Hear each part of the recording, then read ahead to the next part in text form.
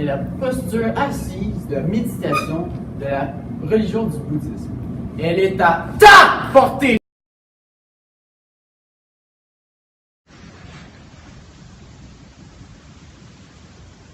Il y a plusieurs positions communes pour s'asseoir sur le zafu, telles que le kaka-usa, Anka-usa, la seiza, et au cas où aucune de ces positions ne ferait, on peut s'asseoir simplement sur une chaise avec le zafu en dessous de soi. Le zafu étant un tapis que l'on doit se procurer si l'on veut pratiquer correctement la religion. Les périodes de zazen sont pratiquées en alternance avec des périodes de zazen.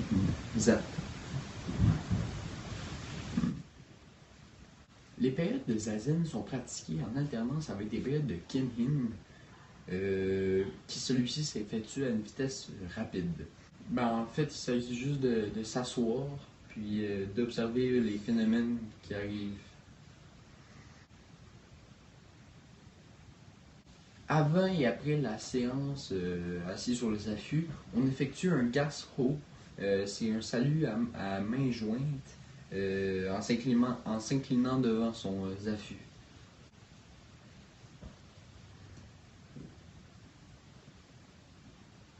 C'est ça.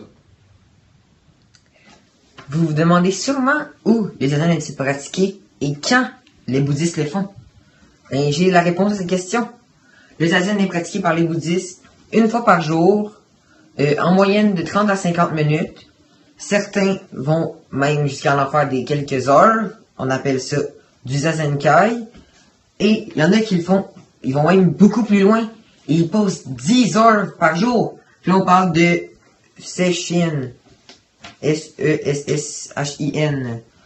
Et où? C'est dans les pays majoritairement ceux d'Asie orientale. Comme la Chine, le Japon, les deux Corées, le Sri Lanka, Bhoutan, Birmanie, Taïwan, Singapour, etc. Puis, le zazen, c'est pratiqué dans un dojo. Ou un zendo. Un zendo, c'est la même chose, sauf dans d'autres pays, ils l'appellent d'une autre façon. Et comment on peut pratiquer le zazen au Québec? On peut le pratiquer parce que en 1775, le premier temple bouddhiste a été créé au Québec. C'est celui à Brossard. Puis aujourd'hui, le Québec compte plus de 50 bâtiments pour les bouddhistes. Est-ce que vous voulez en apprendre davantage sur la méditation zen? Excellent!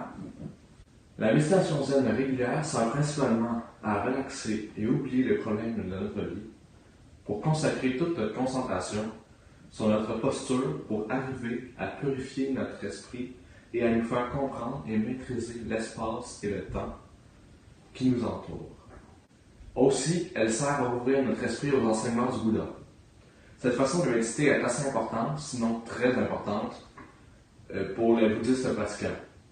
La preuve, c'est qu'elle a laissé sa marque en Chine et au Japon, où le zazen a été le plus pratiqué dans le domaine des arts et de la spiritualité. Finalement, la méditation est très symbolique pour les pratiquants de cette religion, car la légende raconte qu'elle a été utilisée par Bouddha lui-même pour atteindre le nirvana de la concentration, et ils essaient eux aussi d'atteindre ce stade. Vas-y. Le zazen est au-delà de la religion. Certains prêtres et moines chrétiens pratiquent le zazen sur une base quotidienne. Le zazen n'est dirigé par personne, mais il peut être guidé par un maître dans un dojo zen. Mais qui a créé le zazen? C'est Bouddha lui-même, bien sûr. C'est la position que Bouddha aurait adoptée pendant ses méditations. Celui qui a créé la méditation zen est Bouddha lui-même. Il a décidé de se consacrer à résoudre la souffrance de la condition humaine à atteindre la paix. C'est en étudiant et pratiquant les courants philosophiques de son époque qu'il réalise qu'aucun le satisfait. Animé d'une grande détermination, il s'assit dans la posture du zazen et décide de ne pas bouger tant qu'il n'aura pas résolu le problème de la vie et la mort.